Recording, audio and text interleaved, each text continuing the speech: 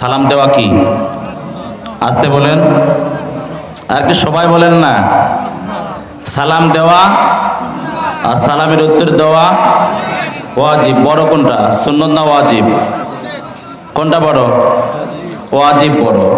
তাহলে অবশ্যই আমাদেরকে কেউ যখন সালাম দিবে আমরা সেইভাবে তার সালামের জবাবটা দেব। কেউ যদি ইশারায় দেয় আমরা তাকে ইশারায় সালামের জবাব দেব। কেউ উঁচু আওয়াজে আমাদেরকে যদি সালাম দেয় আমরাও তাকে উঁচু আওয়াজেই সালামের জবাবটা দেব। ঠিক আছে ইনশাআল্লাহ? ইনশাআল্লাহটাও বলি না, বলি ইনশাআল্লাহ। এটাতেও সমস্যা আছে। এক নাস্তিক দেখলাম এটাতেও সমস্যা। কারণ হুজুরদেরকে যদি বলা যায় আসসালামু আলাইকুম, হুজুর কেমন আছেন? হুজুর বলে আলহামদুলিল্লাহ। আরে বলতে হবে ভালো আছি। হুজুর ভালো নাই এই কথা না বলে হুজুর বলে আলহামদুলিল্লাহ। মানে আলহামদুলিল্লাহ হুজুর বলে কেন? এটাতে তার গা জ্বলে। এখন কোনো বাচ্চাকে যদি বলা যায় যে বাচ্চারা অনেক সুন্দর, হুজুরা কি বলে? মাশাআল্লাহ। কি বলে? মাশাআল্লাহ, অনেক সুন্দর। এখন হুজুরা মাশাআল্লাহ বলে কেন? এটাতেও তাদের কি চুলকানি রয়েছে। তাহলে এজন্য সালামের উপর আপনাদের রাগ আছে নাকি? তা কেউ যখন সালাম দিবে আমরা সালাম যে উচ্চ আওয়াজে আমাদেরকে দিবে আমরাও উঁচু আওয়াজে তার সালামের জবাব দেব। ঠিক আছে ইনশাআল্লাহ? রাজি আছি ইনশাআল্লাহ? এবার তাকবীর দেন, লিল্লাহি তাকবীর। বাইরে মানুষ তো ভাবতেছে ভিতরে তো কেউ নেই। বাইরে যারা রাস্তায় ঘুরতেছে এরা ভাবতেছে কি ভিতরে কেউ নাই, আরেকটু সময় যাক। কি বলতো? তৃতীয় বক্তা উঠছে, এরপরে দ্বিতীয় বক্তা, তারপরে প্রধান বক্তার সময় আমরা যাব। তাহলে আমরা একটু বাইরে একটু জানাই দিই যে না আমরা ভিতরে কয়েকজন আমরা আছি। লিল্লাহি তাকবীর, লিল্লাহি তাকবীর। কোরআন সুন্নাহর আলো, কোরআন সুন্নাহর আলো, ঘরে বাইরে জালো। আসতে বলেন, কোরআন সুন্নাহর আলো। লিল্লাহি তাকবীর। আলহামদুলিল্লাহ, আলহামদুলিল্লাহি নাহমাদুহু ওয়া নাস্তাঈনুহু ওয়া নাস্তাগফিরুহু ওয়া নু'মিনু বিহি ওয়া নাতাওয়াক্কালু আলাইহি ওয়া নাউযু বিল্লাহি মিন শুরুরি আনফুসিনা ওয়া মিন সাইয়্যাতি আ'মালিনা। من يهد الله فلا مضل له ومن يضلله فلا هادي له. نشهد أن لا إله إلا الله وحده لا شريك له. أما بعد فأعوذ بالله من الشيطان الرجيم. بسم الله الرحمن الرحيم.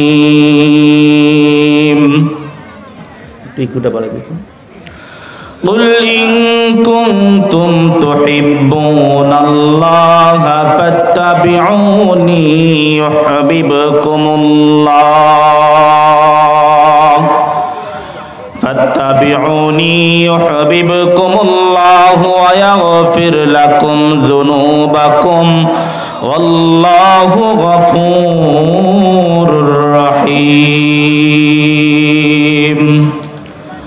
أو كما قال النبي صلى الله عليه وسلم الدنيا سجن المؤمنين وجنات الكافر.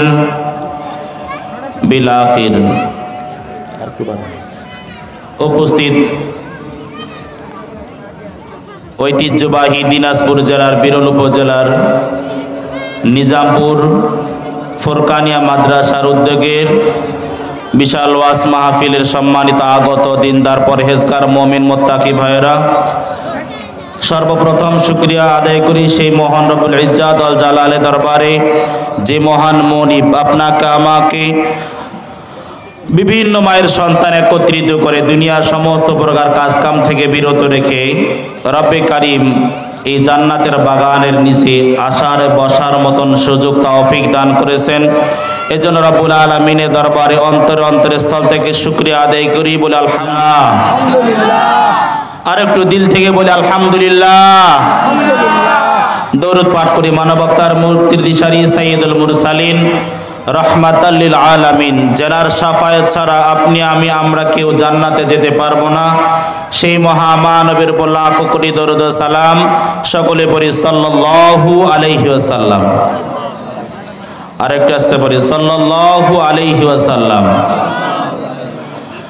সম্মানিত হাজিরিন, আজকে বরকতময় রজনীতে আপনি আমি এই জান্নাতের প্যান্ডেলের নিচে এসে বসেছি। যা আপনি আমি সবাই আমরা জানি যে আজকের দিনটা হচ্ছে শবে বরাত। কি বলি? শবে বরাত। এটা যে ফার্সি শব্দ। কোন শব্দ? ফার্সি শব্দ। আরবিতে বলা লাইলাতুল বরাত, হাদিসের ভাষায় লাইলাতুন নিসফি মিন শাবান।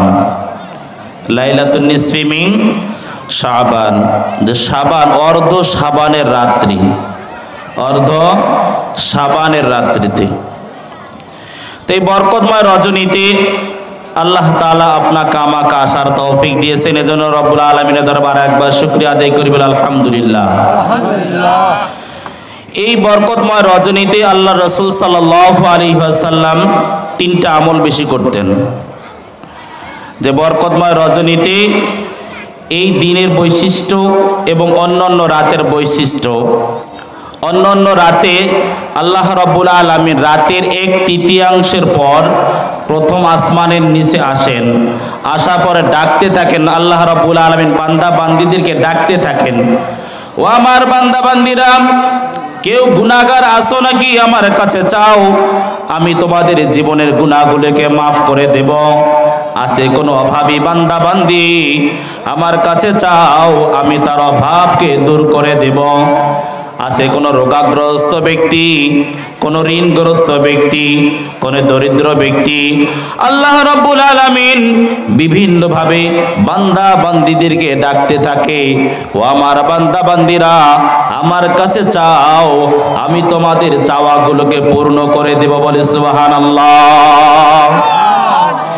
কিন্তু আজকে রাতের বিশেষ বৈশিষ্ট্য হলো রব্বুল আলামিনের হাবিব পয়গম্বর আরবি সাল্লাল্লাহু আলাইহি ওয়াসাল্লাম বলেন, সূর্য অস্তের পর থেকে সুবহে সাদিক পর্যন্ত এই মধ্যবর্তী সময়ে আল্লাহ রাব্বুল আলামিন বান্দা বান্দীদেরকে ডাক দিয়ে বলেন, ও বান্দা, ও বান্দি, আমার কাছে চাও, তোমার যা দিলের চাওয়া পাওয়া রয়েছে আমি রব্বুল আলামিনের কাছে বলো, আমি রব তোমাদের সমস্ত চাওয়াগুলোকে কবুল করে নেব, বলে সুবহানাল্লাহ। তাহলে আজকে রাতের বিশেষ ফজিলত হচ্ছে যে সন্ধ্যার পর থেকে নিয়ে সুবহে সাদিক পর্যন্ত এই মধ্যবর্তী সময়ে যদি আল্লাহ রাব্বুল আলামিনের কাছে কোনো কিছু চাইতে পারি, আল্লাহ রাব্বুল আলামিন সেই দোয়া অবশ্যই কবুল করবেন, বলে সুবহানাল্লাহি বিহামদিহি। তাহলে অন্যান্য রাত আর এই রাতের মাঝে পার্থক্য হচ্ছে এটাই যে অন্যান্য রাতে আল্লাহ রাব্বুল আলামিন রাতের 1/3 পরে বান্দা বান্দাদেরকে ডাকতে থাকে, আর আজকে রাতে সন্ধ্যার পর থেকেই রাব্বুল আলামিন তার অফিসের দরজা খোলা রেখেছেন। সুবহানাল্লাহ। আল্লাহ রাসূল সাল্লাল্লাহু আলাইহি ওয়াসাল্লাম ঘুমাইতেছিলেন, হঠাৎ করে জিবরাইল আলাইহিস সালাতু ওয়াস সালাম ডাক দিয়ে বলেন, ইয়া রাসূলুল্লাহ সাল্লাল্লাহু আলাইহি ওয়াসাল্লাম আরশ আজিমের দিকে তাকায় দেখেন। আল্লাহ রাসূল সাল্লাল্লাহু আলাইহি ওয়াসাল্লাম আরশ আজিমের দিকে তাকিয়ে দেখেন আল্লাহ রাব্বুল আলামিন জান্নাতের 8টা দরজাকে খুলাই দিয়েছে, বলে সুবহানাল্লাহ। জান্নাতের 8টা দরজার মাঝে 8 জন ফেরেশতা দাঁড়িয়ে ঘোষণা করতে আছে, সুসংবাদ ওই ব্যক্তির জন্য যে ব্যক্তি আজকের রাতে রুকুর হালতে রয়েছে। সুসংবাদ ওই ব্যক্তির জন্য যে আজকের রাতে কোন হালতে? রুকুর হালতে। কিসের হালতে? রুকু হালতে, অর্থাৎ নামাজে দাঁড়িয়েছে, রুকু করতেছে, ওই ব্যক্তির জন্য সুসংবাদ। আল্লাহ রাসূল সাল্লাল্লাহু আলাইহি ওয়াসাল্লাম বলেন, দ্বিতীয় দরজায় আরেক ফেরেশতা দাঁড়িয়ে ঘোষণা করতেছে, সুসংবাদ ওই ব্যক্তির জন্য যে ব্যক্তি আজকে রাতে আল্লাহ রাব্বুল আলামিনের কুদরতি কদমের মাঝে সিজদায় লুটিয়ে পড়েছে। বলে সুবহানাল্লাহ। সুসংবাদ ওই ব্যক্তির জন্য যে ব্যক্তি আজকের রাত এই ভাগ্যময় রজনীর গুরুত্বপূর্ণ ফজিলতপূর্ণ রাতে আল্লাহ রাব্বুল আলামিনের ইবাদতের মাঝে যে ব্যক্তি কাটিয়ে দিতেছে, ওই ব্যক্তির জন্য সুসংবাদ। আজকে রাতে তাদের জন্য সুসংবাদ যারা আজকে রাতে সারা রাত ইবাদত বন্দেগীর মধ্যে কাটিয়ে আল্লাহ রাব্বুল আলামিন যাদেরকে মাফ করে দিবেন, সেই ব্যক্তি হচ্ছে সবচেয়ে বড় ভাগ্যবান। ঠিক কিনা? সবচেয়ে বড় ভাগ্যবান সে ব্যক্তি যাকে আল্লাহ রাব্বুল আলামিন মাফ করে দিবে। বলে সুবহানাল্লাহ। তাহলে মাফ পাওয়ার মতো ভাগ্যবান আর কিছুই হতে পারে না। কেননা দুনিয়া হচ্ছে স্বল্প সময়ের জন্য ক্ষণস্থায়ী দুনিয়া। এই দুনিয়া শুরু হয়েছে, শেষ একদিন হবে। শুরু হয়েছে, শেষ হবে, এতে কোনো সন্দেহ আছে আমাদের? কোনো সন্দেহ আছে? কোনো সন্দেহ নাই। আল্লাহ রাসূল সাল্লাল্লাহু আলাইহি ওয়াসাল্লাম বলেন, আদ-দুনিয়া ও মাজরাতুল আখিরা। দুনিয়া হচ্ছে আখিরাতের বাজার। দুনিয়া কি? আখিরাতের একটা বাজার। এই বাজারের মাঝে যতটুকু আপনি আমি সঞ্চয় করব, ঠিক অতটুকু পরিমাণ হাসরের ময়দানে আল্লাহ রাব্বুল আলামিন আপনাকে আমাকে দান করবে। বলি সুবহানাল্লাহ। আপনি দুকুরঝাড়ি বাজারে গেলেন, বাজার থেকে আপনি আমি যদি পাঙ্গাস মাছ নিয়ে আসি, আর খাওয়ার সময় আপনার প্লেটে যদি ইলিশ মাছের মাথা চাই, পাওয়া সম্ভব?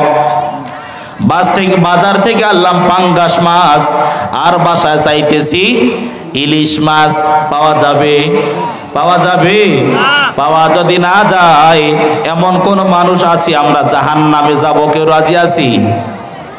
জাহান্নামে যাওয়ার জন্য কেউ রাজি আছি আমরা? একজন মানুষও নাই। কোন পাগলও যাইতে রাজি হবে? কথা বলে না। কোন পাগলও জাহান্নামে যাইতে রাজি হবে? পাগল এতটুকু বুঝি জাহান্নাম হচ্ছে শাস্তির জায়গা। জাহান্নাম কিসের জায়গা? শাস্তির জায়গা। আর জান্নাত হচ্ছে অফুরন্ত নাজ নিয়ামতে ভরপুর। চিল্লায় বলে সুবহানাল্লাহ। তাহলে জাহান্নামে আপনি আমি কেউ যাইতে রাজি না, কিন্তু আল্লাহ রাব্বুল আলামিন আপনাকে আমাকে ডাক দিয়ে বলেছেন, আল্লাহর রাসূল সাল্লাল্লাহু আলাইহি ওয়াসাল্লাম বলেছেন, মিফতাহুল জান্নাতিস সালাহ। নামাজ হচ্ছে জান্নাতের চাবি। নামাজ কিসের চাবি? কথা বলি, নামাজ কিসের চাবি? নামাজ হলো জান্নাতের চাবি। এখন চাবি ছাড়া তালা কি খুলবে? তালা খোলা সম্ভব না। অথচ আপনি আমি জান্নাত যেতে চাই, কিন্তু নামাজ পড়ি না। এখানে শত শত মানুষের মাঝে অনেক মানুষ এখন যদি হাত তুলতে বলা যায়, বলেন তো আজকে এই যে রিসেন্টলি চলে গেল এশার নামাজ, এই এশার নামাজ আমাদের মাঝে আমরা অনেকে পড়ি নাই। অথচ এশার নামাজ পড়া ছিল কি? ফরজ, বাধ্যতামূলক। অবশ্যই আপনাকে আমাকে আদায় করতেই হবে। অথচ সেই ফরজ নামাজকে আমরা ছেড়ে দিয়েছি, কিন্তু আল্লাহ তাআলার কাছে জান্নাত চাই, জান্নাত চাই। আয় আল্লাহ আমাকে জান্নাত দাও, আমি মুসলমান মায়ের ঘরের সন্তান। নামাজ পড়ি না, কিন্তু কি চাই? জান্নাত চাই। জান্নাত কি সহজ? নামাজ যদি না পড়ি জান্নাতের আশা করা যাবে? আল্লাহ রাসূল সাল্লাল্লাহু আলাইহি ওয়াসাল্লাম বলেন, বাইনাল আবদি ওয়া বাইনাল কুফরি তারকুস সালাত। একজন মুমিন আর একজন কাফের, একজন মুমিন আর একজন বেধর্মীর মাঝে পার্থক্য হচ্ছে নামাজ। পার্থক্য কি? নামাজ। বেদুইন, কাফের, মুশরিক, ইহুদি, নাসারা নামাজ পড়ে না। মুসলমান ইমানদার নামাজ পড়ে। বেদুইন নামাজ আদায় করে না, মুসলমান নামাজ আদায় করে, তাহলে দুইজনের মাঝে পার্থক্য হবে কি? নামাজ। একজন বেদুইন বেধর্মী কাফের সে দাড়ি রাখে না, আর ইমানদার মুমিন মুসলমান যারা আল্লাহর রসুলের উম্মত বলে দাবিদার, যারা জান্নাত চায়, এরা কি রাখবে? আসতে বলেন। করা হয়ে যাইতেছে, লাগতেছে, তাই না? আমরা নামাজ পড়ি না সেটাও বলতেছে, দাড়ি রাখি না সেটাও বলতেছে। তার মানে কি আপনার সুবিধা মতো কথা হবে?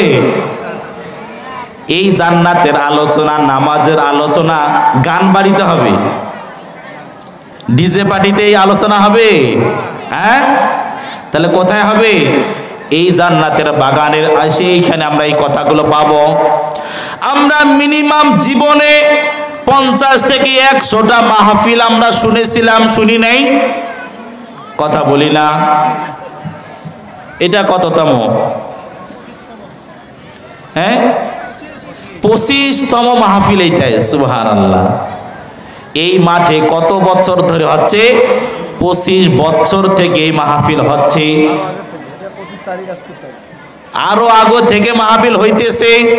আমরা যদি 25টা বছর থেকে প্রত্যেকটা মাহফিল থেকে একটা ভালো কথা যদি নিজের জীবনে সেট করতাম, এক মাহফিলে গেলাম, এই মাহফিল আলোচনা হচ্ছে, আজ থেকে আর নামাজ ছেড়ে দেব না। এই মাহফিলে আমরা ওয়াদা করলাম, রব্বুল আলামিন যতদিন আমার হায়াতে জিন্দেগি রাখবে আমি কখনো নামাজ ছেড়ে দেব না। ওয়াদা করতে পারি না? ইনশাআল্লাহ ওয়াদা করতে পারি না? আমরা এই মাহফিল থেকে ওয়াদা করলাম নামাজ ছেড়ে দেব না। আরেক মাহফিলে গেলাম, সেই মাহফিলে দাড়ির গুরুত্ব নিয়ে আলোচনা হচ্ছিল। এই দাড়ি যদি আমি কাটি, আল্লাহর রাসূল সাল্লাল্লাহু আলাইহি ওয়াসাল্লামের কলিজা মোবারক কাটার গুনাহ আপনার আমার আমলনামায় লেখা হবে, বলে নাউজুবিল্লাহ। অতএব আজকে থেকে আর আমি দাড়ির মাঝে বেলেট লাগাবো না। নিয়ত করতে পারি না? আল্লাহ রাসূল সাল্লাল্লাহু আলাইহি ওয়াসাল্লাম বলেন, কেউ যখন দাড়ি কাটে, দাড়ি ছাটে, দাড়ি চাচে, সে যেন আমি রাসূলের কলিজা মোবারক সে কাটে, বলে নাউজুবিল্লাহ। আল্লাহ রাসূলের কলিজা কেটে আপনি আমি জান্নাতের দাবিদার, ঠিক কি না? কথা না বললে কেমনে বুঝি? মনোযোগ এদিকে দেন, বন্ধুর সঙ্গে পরে গল্প করা যাবে। এই বরকতময় মাহফিল কিছুক্ষণ পর আর থাকবে না, হয়তো 2-4-5 ঘন্টা পর আর থাকবে না। পরবর্তীতে বন্ধুর সঙ্গে বাদাম খাইতে যা আড্ডা দিয়ে গল্প করিয়েন। কথা বলি, এই যে এই মাহফিলে আমরা আলোচনা শুনলাম কি দাড়ি কাটা যাবে না, দাড়ি যদি কাটি আল্লাহর রাসূলের কলিজা মোবারক কাটার গুনাহ হবে। অথচ মৃত্যুর পর আপনার আমার লাশটা যখন কবরের মাঝে রাখি, আমরা কি বলি? বিসমিল্লাহি ওয়া আলা মিল্লাতি রাসূলিল্লাহ, তাই বলি না? কি বলি? বিসমিল্লাহি ওয়া আলা মিল্লাতি রাসূলিল্লাহ, আল্লাহর নামে রসুলের গাড়িতে উঠাই দিলাম, আল্লাহর নামে রসুলের গাড়িতে উঠাই দিলাম।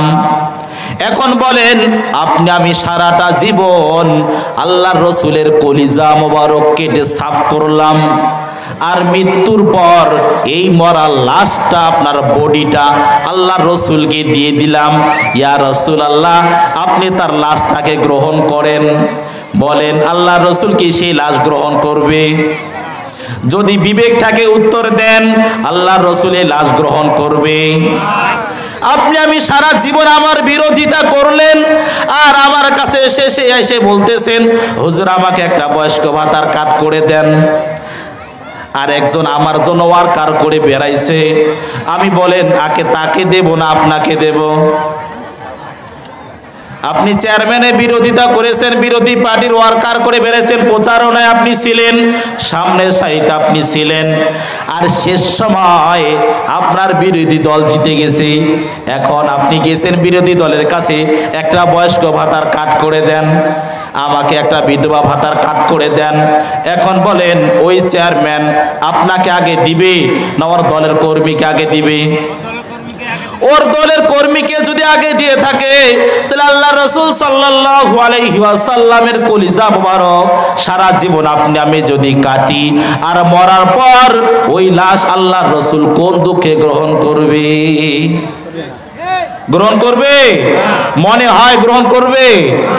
অতএব আজকে থেকে নিয়াত করতে হবে, এই জান্নাতের প্যান্ডেলে আমরা আসছি, আল্লাহ তাআলা অত্যন্ত ভালোবেসে করুণা মহাব্বত করে আমাদেরকে আসার তৌফিক দিয়েছেন, আলহামদুলিল্লাহ। বাইরে অনেকে আইছে, বাসায় কথা বলে মাহফিল শুনতে যাইতেছি নিজামপুরে, তাই বলছে না? কিন্তু আসার পর দোকানে আড্ডা দিতেছে, রাস্তায় আড্ডা দিতেছে। আল্লাহ তাআলা এই জান্নাতের বাগানে আসার ভাগ্য তাদের জোটে নাই, ঠিক না? আমরা অবশ্যই আল্লাহর পছন্দের বান্দা বিধায় আল্লাহ তাআলা আমাদের এখানে আসার তৌফিক দিয়েছে, আলহামদুলিল্লাহ বলি। আরেকবার বলি আলহামদুলিল্লাহ। আল্লাহ তাআলার এই যেহেতু আমাদেরকে জান্নাতের বাগানে নিয়ে এসেছে, আল্লাহ তাআলার কাছে দিলে দিলে ইস্তেগফার করে, রব্বুল আলামিন যেহেতু দয়া করে এই জান্নাতের বাগানে নিয়ে এসেছো, আমাকে এখান থেকে গুনাহ মুক্ত জিন্দেগি দান করে এখান থেকে বাড়ি যাওয়ার তৌফিক দান করুন, সকলে বলি আল্লাহুম্মা আমিন। আল্লাহ তাআলার কাছে ওয়াদা করি রব্বুল আলামিন আর কে আজকের এই বরকতময় রজনীর ওসিলায় আমাদের প্রত্যেককে 5 ওয়াক্ত নামাজ জামাতের সহিত আদায় করার তৌফিক দান করুন, সকলে বলি আল্লাহুম্মা আমিন। আজকে থেকে ওয়াদা করি রব্বুল আলামিন মৃত্যু পর্যন্ত কখনো আর দাড়ির মাঝে বেলেট লাগাবো না, আল্লাহ তাআলা তৌফিক দান করুন। আমিনও বলতে পারছেন না? আমিন অর্থাৎ আল্লাহ কবুল করুন। আমিন অর্থ কি? আল্লাহ তাআলা কবুল করুন। তাহলে আমরা ভালো ভালো কথাগুলো প্রত্যেকটা মাহফিল থেকে যদি এক একটা করে ভালো কথা আপনি আমি যদি গ্রহণ করতাম, তাহলে আজকে আপনাকে এই পোশাকে এই সুরতে এই মাহফিলে আসতে লাগতো না, ঠিক কিনা? এশার নামাজ বাদ দিয়ে এই মাহফিলে আমরা বসতে পারতাম না। এশার নামাজ বাদ দিয়ে এখানে এসে বসা সম্ভব হইতো? সম্ভব হইতো না। জুমার দিন ঠিকই মসজিদে যাইতে পারি, জুমার দিন শত ব্যস্ততা অপেক্ষা করে দুনিয়ার কাজ কামকে পরিত্যাগ করে অটো চালা বাদ দিয়ে কৃষি কাজ করা বাদ দিয়ে জুমার দিন ঠিকই মসজিদে যাই। তাহলে জুমার নামাজ কি ফরজ? জুমার নামাজ আদায় করা কি ফরজ? আর ফজরের নামাজ পড়া কি? কথা বলে না। এই যে জানেন না, আপনারা জানেন না ফজরের নামাজ পড়া কি? ওই পিছনে ভাইরা বলেন দেখি, ফজরের নামাজ পড়া। এই যে এরা চুপচাপ আসে, ওই কথা বলা যাবে না। ফজরের নামাজ পড়া কি ফরজ, আর জুমার নামাজ পড়া ফরজ। তার দুইটাই যদি ফরজ হয়, ফজরের নামাজে গেলাম না, তাহলে জুমার নামাজে সবাই দৌড়ায় এখানে শুকুর আলী। হ্যাঁ, শুকুর আলী। সপ্তাহে একদিন ভাত খাইলে চলবে? সপ্তাহে যদি একদিন ভাত না খাইলে চলে না, তাহলে সপ্তাহে একদিন নামাজ পড়ে জান্নাতের আশা করা যায়? জান্নাতের আশা করা যায়? জান্নাতের আশা করা যায় না বাজান। সবাই পা গুলো একটু দয়া করে আগায় দেন, পায়ে ধরি জীবনে কখনো নামাজ ছেড়ে দেব না। নিয়ত করতে পারি তো ইনশাআল্লাহ? কারা কারা নামাজ ছেড়ে দেব না ইনশাআল্লাহ হাত তুলে দেখি। লিল্লাহে তাকবীর, লিল্লাহে তাকবীর। কোরআন সুন্নাহর আলো, কোরআন সুন্নাহর আলো, ঘরে বাইরে জালো। আল্লাহ তাআলা আমাদের সকলের হাতগুলোকে কবুল করুন, চিল্লায় বলে আল্লাহুম্মা আমিন। আল্লাহর নবী বিশ্ব নবী রাহমাতাল লিল আলামিন ডাক দিয়ে বলেন, ও আমার উম্মতেরা, আল্লাহর রাসূলের অন্তিম মুহূর্ত পর্যন্ত যেই সময় মালাকুল মাউত এসে গেছে, চলে যাবে, সেই সময় পর্যন্ত বলতেছে আসসালাত আসসালাত আসসালাত।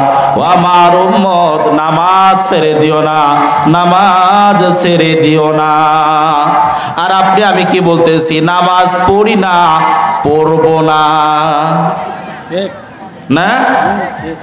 জানাজার নামাজে মানুষের অভাব হয় না, তাই না? জানাজার নামাজে খারিয়া মুতা বলেন, নিদারিয়া বলেন, বেনামাজি বলেন, সবাই হাজির হয়। কিন্তু জানাজার নামাজে পুরা মহল্লাবাসীর পক্ষ থেকে একজন যদি যায় জানাজায় শরীক হয়, সকলের হক আদায় হয়ে যাবে, সবাই গুনাহ থেকে বেঁচে যাবে। কিন্তু জুমার নামাজ, ফজরের নামাজ, জোহর, আসর, মাগরিব, এশার নামাজ প্রত্যেকটা প্রাপ্ত বয়স্ক বালক বালিকা জ্ঞান সম্পন্ন মুসলিম সকলের উপর নামাজ ফরজ। সকলের উপর নামাজ পড়া কি ফরজ। আজকের এই মেরাজের রজনীতে আল্লাহর রাসূল সাল্লাল্লাহু আলাইহি ওয়াসাল্লামের স্ত্রী আম্মা জান আয়েশা রাদিয়াল্লাহু তাআলা আনহা বলেন, আল্লাহর রাসূল সাল্লাল্লাহু আলাইহি ওয়াসাল্লাম প্রত্যেকটা স্ত্রীর ঘরে ঘরে তিনি পর্যায়ক্রমে পালি করে রাত্রি যাপন করতেন। একদিন 15 শাবানের রাত, লাইলাতুন নিসফি মিন শাবান, অর্ধ শাবানের রাতে আল্লাহর রাসূল সাল্লাল্লাহু আলাইহি ওয়াসাল্লাম আমার ঘরের মাঝে তাশরিফ আনলেন। ঘরে মাঝে আসলেন ঘুমানোর উদ্দেশ্যে। আল্লাহর রাসূল জুব্বা মুবারক খুলছেন, শুইতে যাবেন, হঠাৎ করে কি যেন হলো। আবার আল্লাহর রাসূল সাল্লাল্লাহু আলাইহি ওয়াসাল্লাম জুব্বা মুবারক পরলেন, ঘর থেকে বেরিয়ে গেলেন। আম্মা জান আয়েশা রাদিয়াল্লাহু তাআলা আনহা বলেন, আমি মনে মনে ভীষণ কষ্ট পাইলাম। আমার রাসূল ঘরে আসলেন থাকার জন্য, শোয়ার জন্য, কিন্তু আল্লাহর রাসূল ঘরে না শুয়ে কোথায় চলে গেলেন। আম্মা জান আয়েশা রাদিয়াল্লাহু তাআলা আনহা বলেন, আমি ঘর থেকে বেরিয়ে পড়লাম, আমার প্রত্যেকটা সতীনের ঘরে ঘরে দেখতে লাগলাম আল্লাহর রাসূল অন্য কোনো সতীনের ঘরে গিয়েছে কিনা। কিন্তু আমি প্রত্যেকটা সতীনের ঘরে ঘরে যখন দেখলাম আল্লাহর রাসূল কোথাও নাই, খুঁজতে খুঁজতে দেখতে পেলাম আল্লাহর রাসূল সাল্লাল্লাহু আলাইহি ওয়াসাল্লাম জান্নাতুল বাকি, যেখানে শহীদদের কবরস্থান রয়েছে, সাহাবা আজমাইন রিদওয়ানুল্লাহি তাআলা আলাইহিম আজমাইন শুয়ে রয়েছে, সেই জান্নাতুল বাকিতে যাইয়া আল্লাহর রাসূল সাল্লাল্লাহু আলাইহি ওয়াসাল্লাম দুহাত তুলে আল্লাহ তাআলার কাছে পৃথিবীর সকল মুসলিম উম্মার জন্য আল্লাহর রাসূল সাল্লাল্লাহু আলাইহি ওয়াসাল্লাম দোয়া করতেছে। আল্লাহর রাসূল রাত্রির বেলা কবরস্থানে যাইয়া কি করতেছেন? দোয়া করতেছে। এই দৃশ্য দেখে আম্মা জান আয়েশা রাদিয়াল্লাহু তাআলা আনহা দ্রুত বেগে আবার ঘরের মাঝে ফিরে আসলেন। এরপর আল্লাহর রাসূল সাল্লাল্লাহু আলাইহি ওয়াসাল্লাম যখন ঘরে মাঝে আবার ফিরে আসলেন, আসার পর দেখতেছেন আম্মা জান আয়েশা রাদিয়াল্লাহু তাআলা আনহা দৌড়ে আসার পর কারণে ক্লান্ত হয়ে গেছেন, হাঁপাইতেছিলেন। আল্লাহর রাসূল সাল্লাল্লাহু আলাইহি ওয়াসাল্লাম বলেন, রে আয়েশা, কি হয়েছে তোমার, কেন তুমি হাঁপাইতেছ? আল্লাহর রাসূল সাল্লাল্লাহু আলাইহি ওয়াসাল্লাম বলেন, স্ত্রী আম্মা জান আয়েশা রাদিয়াল্লাহু তাআলা আনহা বলেন, ইয়া রাসূলুল্লাহ, আপনি যখন আমার ঘরে শোয়ার জন্য আসলেন, আসার পর আবার ঘর থেকে যখন বেরিয়ে যান, আমি মনে মনে অনেক কষ্ট পাইছি। হয়তো আপনি আমার ঘরে না থেকে অন্য কোনো স্ত্রীর ঘরে তো থাকবেন, এই জন্য প্রত্যেকটা স্ত্রীর ঘরে ঘরে আমি দেখলাম, কোথাও না পেয়ে জান্নাতুল বাকিতে আপনাকে কবরস্থানে কবর জিয়ারত করে দোয়া করতে দেখে আমি দ্রুত বেগে আবার ফিরে আসলাম। আম্মা জান আয়েশা রাদিয়াল্লাহু তাআলা আনহার এই কথা শুনে আল্লাহর রাসূল সাল্লাল্লাহু আলাইহি ওয়াসাল্লাম বলেন, রে আয়েশা, তুমি কি মনে করো আল্লাহ ও আল্লাহর রাসূল তোমার উপর জুলুম করবে? আল্লাহ এবং আল্লাহর রাসূল তোমার উপর জুলুম করবে? কেননা আজকে তোমার ঘরে থাকার যেহেতু কথা, আমি তোমার ঘরে না থেকে অন্য কোন স্ত্রী ঘরে থাকবো, এটা কখনোই হতে পারে না। আমি তোমার ঘরেই অবশ্যই থাকব। কিন্তু আমি যখন জুব্বা মোবারক খুললাম, হঠাৎ করে জিবরাইল আলাইহিস সালাতু ওয়াস সালাম এসে আমাকে বলে গেল, ইয়া রাসূলুল্লাহ সাল্লাল্লাহু আলাইহি ওয়াসাল্লাম, আজকের রাত হচ্ছে লাইলাতুন নিসফি মিন শাবান, অর্ধ শাবানের রাত। আজকের রাতে আল্লাহ রাব্বুল আলামিন বনি কলব গোত্রের যতগুলো ভেড়া বকরি রয়েছে, এই ভেড়া বকরির শরীরের মাঝে যতগুলো লোম রয়েছে, এই সম পরিমাণ লোককে আল্লাহ রাব্বুল আলামিন জাহান্নামীকে আজকে জান্নাত দান করবে, বলে সুবহানাল্লাহ। আল্লাহ রাসূল সাল্লাল্লাহু আলাইহি ওয়াসাল্লাম বলেন, যখন জিবরাইল আমার কানে কানে এই কথা বলে গেল, আমি ভাবলাম আর ঘরে শুয়ে থাকা ঠিক হবে না। এজন্য আমি জান্নাতুল বাকিতে যাইয়া, কবরস্থানে যাইয়া আমি বিশ্বের সকল মুসলিম উম্মার জন্য আমি আল্লাহ রাব্বুল আলামিনের কাছে দোয়া করলাম। বলে সুবহানাল্লাহ। তাহলে আজকে রাতের একটা আমল হচ্ছে যে আমরা কবর জিয়ারত করতে পারি। আপনার আমার আপনজন, প্রিয়জন, আব্বা মা, ভাই বোন, আত্মীয় স্বজন, পাড়া প্রতিবেশী অনেকে দুনিয়া ছেড়ে চলে গেছে। কবরে তারা বড় অসহায়, চাতক পাখির ন্যায় আপনার আমার দিকে তাকিয়ে রয়েছে। ওই অন্ধকার কবরে তাদের করার কিচ্ছু নাই। কিছু করার আছে? মৃত মানুষের নাকের ডগায় যদি একটা মশা মাছিও পড়ে থাকে, তাড়ানোর মতো কোনো ক্ষমতা থাকে? ক্ষমতা থাকে না। কবরের মাঝে বড় অসহায়, তারা আপনার আমার দিকে তাকিয়ে থাকে। এই কবরের মাঝে তাদের একটা ওসিলা, আপনি আমি সন্তান যারা রয়েছি, এই সন্তান যদি ইবাদত বন্দেগী করে, এই সন্তান যদি আব্বা আম্মার জন্য দোয়া করে, আল্লাহ রাব্বুল আলামিন সেই সওয়াব আব্বা আম্মার কবরে পৌঁছায় দেয়। বলে সুবহানাল্লাহ। তাহলে আব্বা আম্মা কবরের মাঝে চাতক পাখির ন্যায় তাকিয়ে থাকে, কখন আমার সন্তান আমার জন্য দোয়া করবে। আর এই দোয়ার বরকতে, দোয়ার ওসিলায় আল্লাহ তাআলা আব্বা আম্মার কবরে আযাব মাফ করে দিবেন। বলে সুবহানাল্লাহ। তো একজন মানুষ যখন মৃত্যুবরণ করে যায়, সকল আমলের দরজা তার জন্য বন্ধ হয়ে যায়। তার মাঝে একটা আমলের দরজা খোলা থাকে, সেটা হচ্ছে কি? সন্তান। কার দরজা? সন্তানের দরজা খোলা থাকে। এই সন্তান যদি আব্বা আম্মার জন্য দোয়া করে, আল্লাহ তাআলা এই দোয়া ফিরায় দেয় না। আব্বা আম্মা দুনিয়া থেকে চলে গেছে, একটা টাকা আমাদের কাছ থেকে নিয়ে যায় নাই। শত শত বিঘা জমির মালিক ছিল, 1 বিঘা জমিও নিয়ে গেছে। 10টা টাকা আব্বার কবরে আমরা দিয়েছি। 10টা টাকাও আব্বার কবরে আপনি আমি দেই নেই। আব্বা আম্মা দিনের মাথার ঘাম পায়ে ফেলে দিন রাত একত্রিত করে, হালাল হারামের পার্থক্য না করে, নামাজ কালাম বাদ দিয়ে আপনাকে আমাকে লালন পালন করার জন্য, আপনাকে আমাকে লালন পালন করার জন্য দুনিয়ায় পরিশ্রমের পর পরিশ্রম করে দুনিয়া ছেড়ে চলে গিয়েছে। এখন সন্তান হিসেবে আপনার আমার একটা দায়িত্ব, কর্তব্য হচ্ছে ওই আব্বা আম্মার জন্য, রুহের মাগফিরাতের জন্য 5 ওয়াক্ত নামাজে বসে আল্লাহ রাব্বুল আলামিনের শিখানা দেওয়া, রব্বির হামহুমা কামা রব্বায়ানি সগীরা। পারি না আমরা? জবান খুলে বই, রব্বির হামহুমা কামা রব্বায়ানি সগীরা। দেখেন কার জবান বন্ধ আছে। ও চায় না বাবার জন্য দোয়া করার জন্য। বাবার জন্য দোয়া করতে চান না?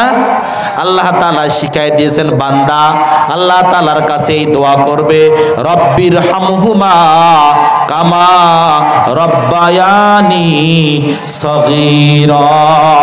রব্বুল আলামিন দুনিয়ায় আমার আব্বা আমার আম্মা শৈশবকালে ছোট্টবেলায় আমাকে যেভাবে স্নেহের কোলে লালন পালন করেছে, আয় রব তুমিও আমার আব্বা আম্মাকে সেইভাবে তোমার রহমতের কোলে লালন পালন করো। বলে সুবহানাল্লাহ। কে শিখাই দিতেছে? কথা বলে, কে শিখাইছেন? আশরাফুল হুজুর। কে শিখাইছেন? আসতে বলি, আল্লাহ জানিতে কষ্ট হয়। জবান খুলে বলে আল্লাহ। কে শিখাই দিয়েছে? আল্লাহ তাআলা শিখাই দিয়েছে। বান্দা 5 ওয়াক্ত নামাজ শেষে, প্রত্যেকটা নামাজের শেষে অবশ্যই হাত তুলে আমরা এই দোয়া করব, রব্বির হামহুমা কামা রব্বায়ানি সগীরা। আয় রব আমার আব্বা আম্মা শৈশবকালে ছোট্টবেলায় আমাকে যেভাবে লালন পালন করেছে, রব্বুল আলামিন তুমিও আমার আব্বা আম্মাকে সেইভাবে লালন পালন করো। দোয়া করবো না ভাই? দোয়া করবো না ইনশাআল্লাহ? সবাই বলি ইনশাআল্লাহ। দোয়া করবো তো? কেনই বা করবো না? আব্বা আম্মা সব কিছু আপনার আমার জন্য রেখে গেছেন, এক জাররা পরিমাণ টাকাও নিয়ে যায় নাই। নামাজ কালাম আজকে আমি নামাজ কালাম বাদ দিয়ে আমি দিনরাত পরিশ্রম করতেছি কিসের জন্য?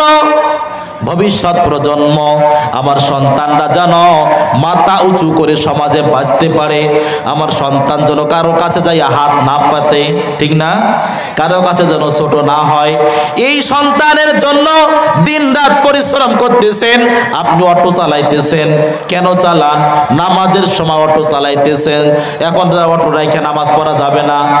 আমি মাঠে ময়দানে কৃষি কাজ করি, এখন কৃষি কাজ যখন হয়ে যায় সেই সময় আমরা হুজুরেরা নামাজ পড়ি না, ঠিক না? হুজুরা নামাজ পড়ে না আজান দিলে? আমরা কৃষি কাজ করি না? হুজুররা কৃষি কাজ করে না? না, এরা আসমান থেকে খাদ্য এরা আমরা পায়, তাই না? আসমান থেকে আল্লাহ খাদ্য নাজিল করে হুজুরদের, হুজুররাও কাজ করে। হুজুররাও দোকান করে না? এই যে রুহুল আমিন ভাই দোকান করে না, সঙ্গে নামাজ পড়ে না? সঙ্গে নামাজ পড়ে না? আমরা হুজুরা অন্য কাজ কাম করি না?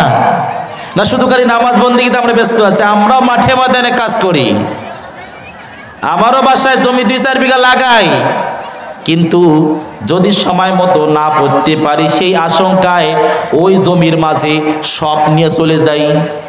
জমির মাঝে একটা পবিত্র গামছা নিয়ে চলে যান, আইলের মাঝে বিছায়া ওখানে সুন্দর মতন আপনি নামাজটা আদায় করে নেন, কোনো সমস্যা হবে?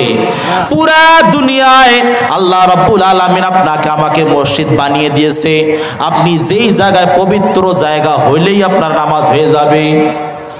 আপনি ভাবতেছেন ওই কান্দর বাড়ি থেকে নামাজ পড়তে আসবো আবার যাব, অনেক সময়ের দরকার, সময়টা লস হয়ে যাবে। আপনার কোনো টেনশন নাই, একটা পরিষ্কার পবিত্র গামছা নিয়ে চলে যান, আইলের মাথায় বিছায়া সুন্দর মতো ওখানে নামাজ পড়ে আল্লাহ তাআলার কাছে দোয়া করেন, রব্বির হামহুমা কামা রব্বায়ানি সগীরা। আল্লাহ তাআলা সেখানেও আপনার নামাজ কবুল করবে, বলে সুবহানাল্লাহি ওয়া বিহামদিহি। আল্লাহ রাসূল সাল্লাল্লাহু আলাইহি ওয়াসাল্লাম জান্নাতুল বাকিতে যাইয়া সকল মুসলিম উম্মার জন্য দোয়া করতেছেন, আর বাবার কবর জমির বাড়ির পাশেই, অথচ মাসে একটা দিন ভুল করেও দাঁড়াই না আব্বার জন্য একটু দোয়া করার জন্য, তাই না? কি 3 দিন 7 দিন পর্যন্ত বাবার কবরের কথা একটু মনে পড়ে, 40 হওয়ার পর ভয় আর ওদিক দিয়ে যায় না, অথচ সেই জায়গায় বাবা শুয়ে রয়েছে, তাই না? বাবার কবরস্থানে ভয়তে যাইতে ইচ্ছা করে? ভয়তে যাইতে ইচ্ছা করে না, অথচ ওই জায়গায় বাবা আমার শুয়ে রয়েছে। ওই কবরস্থানের পাশে যান, গেলে কি হবে? দিলের মাঝে কবরের একটা কথা, কবরের চিন্তা চেতনা, মৃত্যুর কথা স্মরণ হবে। এই জন্য আল্লাহ রাসূল সাল্লাল্লাহু আলাইহি ওয়াসাল্লাম বলেন, তোমরা বেশি বেশি করে কবর জিয়ারত করো। যখন কবর জিয়ারত করবে, কবরের কাছে যখন যাবে, তখন বেশি বেশি আখিরাতের কথা স্মরণ হবে, ঠিক কিনা? আসতে বলে ঠিক কিনা? কবরস্থানে যখন যাই তখন দিলটা এমনিতেই কি থাকে? নরম থাকে। আর ডিজে পার্টিতে যখন যাই এমনিতেই আনন্দ অটোমেটিক্যালি আসে, তাই না? শরীরে একটা ভাব চলে আসে, তাই না যুবক ভাইরা? কি বলে, ঠিক না? যখন কেউ মারা যায়, যেই দিন না মারা যাবে সেই দিন মসজিদে মুসল্লির জায়গা ধরে না। সেই দিন ইমাম সাহেব এত দেরিতে কেন? ইমাম সাহেব এখনো 5 মিনিটের, তার আগে আইতেছেন, আরো আগে আসবেন। সে যে সারা মাস নামাজ পড়ে না তার খবর নাই। যখন এলাকায় ফজরের নামাজের সময় মুসল্লি বেশি হয়, বুঝতে পারি আজকে হয়তো বা কোনো একজন মারা গেছে। ফজরের নামাজে যখন মুসল্লি বেশি হয়, আমরা হুজুরা বুঝি যে আজকে হয়তো এলাকায় কেউ না কেউ মারা গেছে, বিধায় একটা দিলের মাঝে ভয় আইছে, আজরাইল এলাকায় ডুবছে, এলাকায় আজরাইল কি এসে গেছে, অতএব নামাজ পড়তে হবে।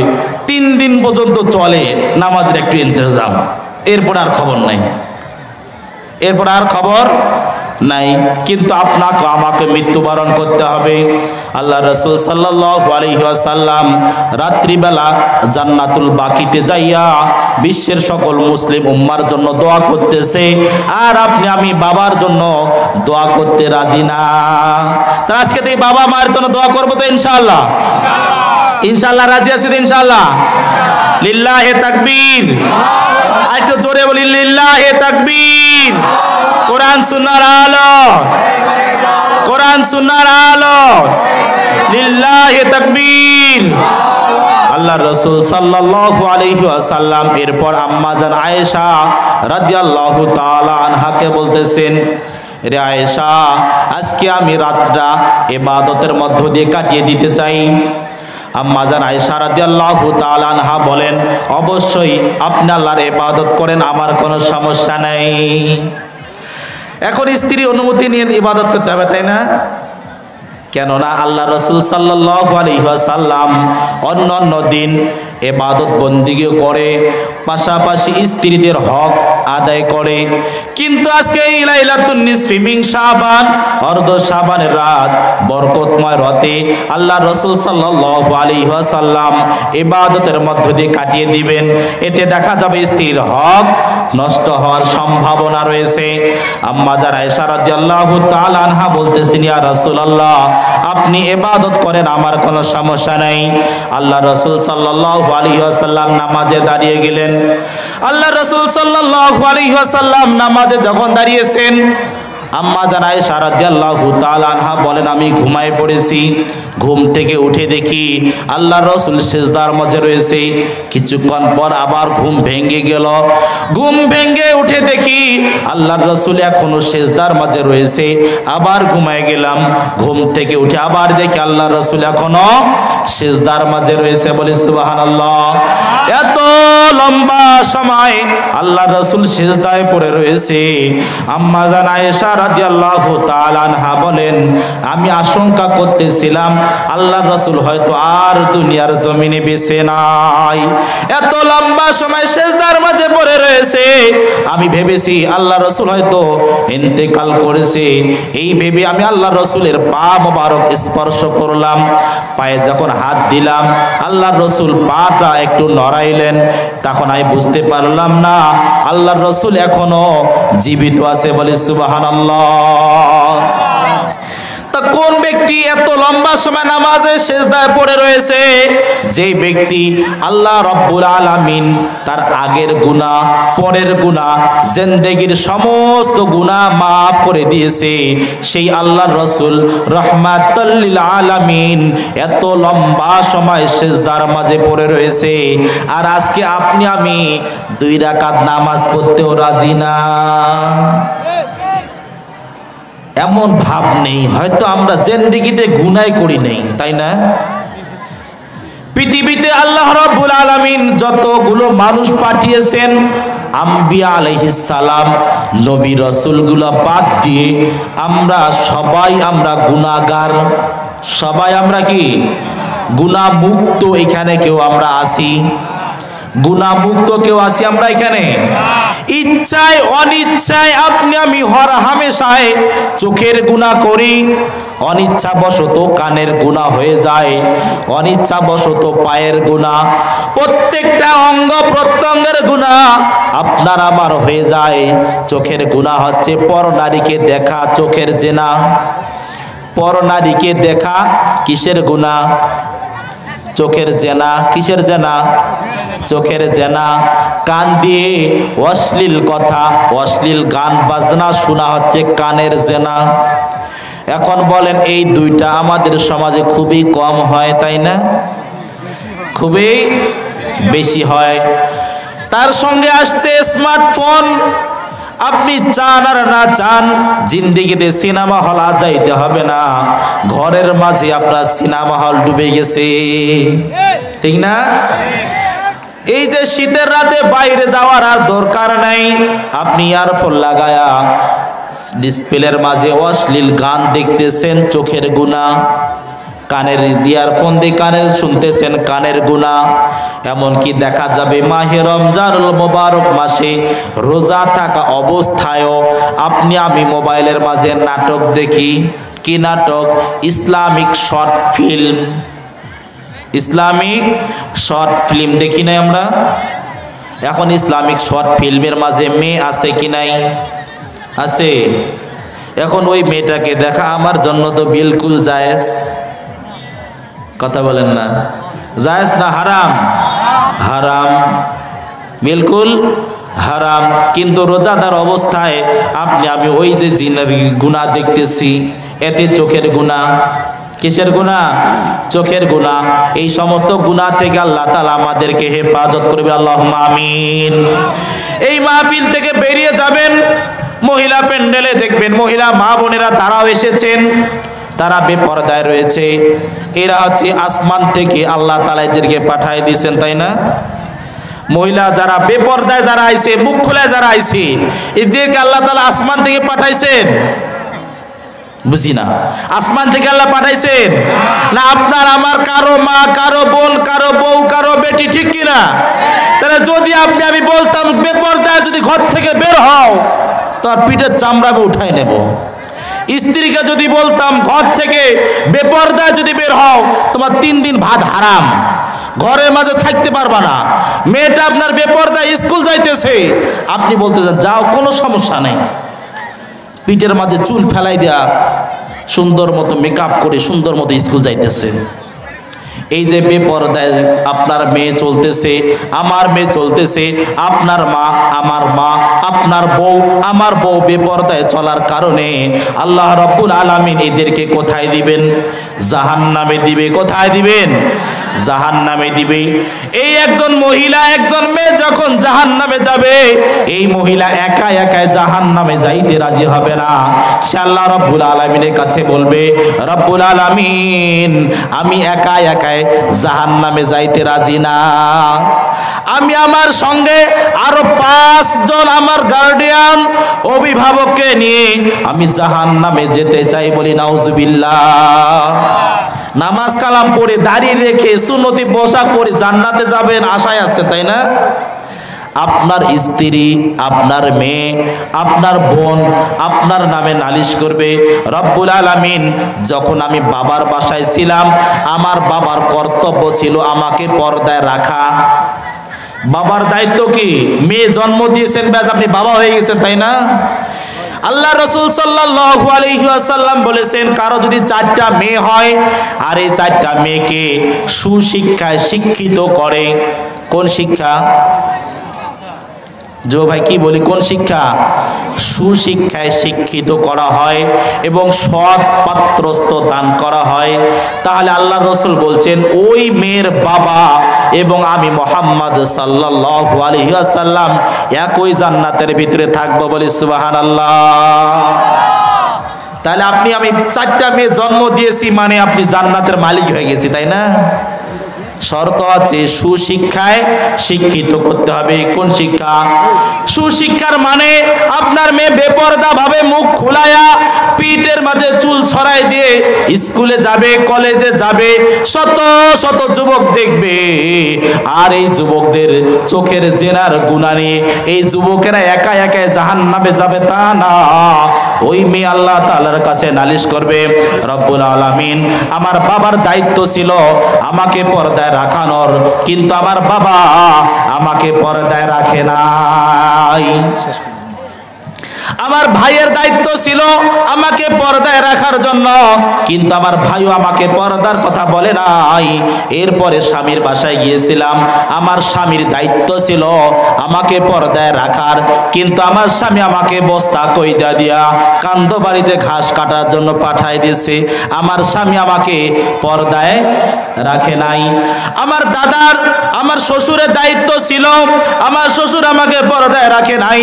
আমার বড় সন্তানের দায়িত্ব ছিল আমাকে পর্দায় রাখার, কিন্তু আমার সন্তান আমাকে পর্দায় রাখে নাই। রব্বুল আলামিন যদি আজকে জাহান্নামে যেতেই হয়, এই 5 শ্রেণীর মানুষকে আমার সামনে এনে দেন, তাদেরকে সহ আজকে আমি জাহান্নামের মাঝে যেতে চাই, বলি নাউজুবিল্লাহ। তাহলে এখন বলেন, আপনার আমার বউ পর্দা করে? আপনার আমার বউ পর্দা করে? বন্ধু যখন আসে ঠিকই তো বউ দ্বারা নাস্তা পাঠায় দেন। আমারও একমাত্র বন্ধু আইছে, বন্ধুর সঙ্গে দেখা করবে না, কার সঙ্গে করবে? বন্ধু বলছে ভাবি ডোন্ট মাইন্ড, তা আমরাই সমস্যা কি, আমরা ঘরের মানুষ, আমরা দেখলে সমস্যা আছে? হ্যাঁ, আমরা দেখলে কোনো সমস্যা আছে? কোনো সমস্যা নাই। বন্ধু বাসায় নাই, বন্ধু আইছে ভাবি বাসায় আছেন? হ্যাঁ আছি। ভাবি বলতেছে ভাই আসেন বসেন, কোনো সমস্যা নেই, আসেন। হ্যাঁ, সুন্দর মতন আসুন, আসুন, আচ্ছা আসুন। তো ভাবি সুন্দর মতো নাস্তা খাওয়ার জন্য আপ্যায়ন করতেছে, আসেন ভাইয়া। আল্লাহ রাসূল সাল্লাল্লাহু আলাইহি ওয়াসাল্লাম বলছেন, বাবা মেয়ে এক ঘরে থাকাও নিষেধ আছে। কে কে কথা বলে? কে? আব্বা এবং মেয়ে, বাবা মেয়ে এক রুমে থাকা আল্লাহ রসুল নিষেধ করে দিয়েছেন। এই দুইজন ব্যক্তির মাঝে তৃতীয় পক্ষ শয়তান সেখানে অবস্থান করে। কে করে? শয়তান সেখানে ওয়াসওয়াসা দিতেই পারে। আর সেখানে বন্ধুর বউয়ের সঙ্গে আপনি আমি যাইয়া একে রুমে নাস্তা খাইতেছি, সেখানে মনে হয় আল্লাহর রহমত নাজিল হবে। আমি ভাবছিলাম যে কেন, যখন আমি পড়েছিলাম বুঝি নাই বাবার মেয়ের সঙ্গে আল্লাহ তাআলা কিভাবে কেন শয়তান ওয়াসওয়াসা দিতে পারে। এটা কখনো পসিবল? এটা কখনো সম্ভব হতে পারে যে বাবার মেয়ে কখনো অনৈতিক কাজে লিপ্ত হবে? সম্ভব? কথা বলে না সম্ভব। কিন্তু বর্তমান জামানায় এটাও সম্ভব করে দেখিয়ে দিয়েছে। এইটা বেশ কিছুদিন হচ্ছে, একটা মাস মনে হচ্ছে, লক্ষ্মীপুরে দেখেন নাই, বাসর রাতে যাইয়া সন্তান কি বাসর রাতেই কন্যা কি ছেলে সন্তানের জন্ম দিয়েছে। সাংবাদিকরা তো ব্যস্ত হয়ে গেছে, কি ব্যাপার, উদ্ঘাটন করে দেখা গেল সাক্ষাৎকারে মেয়ে বলতেছে এই সন্তানের বাবা হচ্ছে ওই মেয়ের আপন বাবা। চিল্লায় বলে নাউজুবিল্লাহ। অহরহ ঘটনা এইভাবে ঘটতেছে। ইউটিউবে গুগলে আপনারা খালি সার্চ দিয়ে দেখেন, মা বাবার অনৈতিক, মা ছেলের অনৈতিক সম্পর্ক, বাবা মেয়ের অনৈতিক সম্পর্ক, হাজার হাজার নিউজ আপনার আমার সামনে এসে উপস্থিত হয়ে যাবে। তো সেই জায়গায় আপনি আপনার বন্ধুর বউয়ের সঙ্গে কিভাবে নাস্তা করেন? এই জন্য আল্লাহ রসুল সাল্লাল্লাহু আলাইহি ওয়াসাল্লাম বলেন, ওই যে মেয়েটাকে জাহান্নামে দেওয়া হবে, ওই মেয়েটা 5 জন পুরুষকে জাহান্নামে নিয়ে যাবে। একজন তার বাবা যদি তাকে শাসন করত, বাবা যদি তার মেয়েটাকে পর্দায় রাখতো, তাহলে এই সন্তান কখনো বেপর্দায় স্কুলে যাইতে পারত না।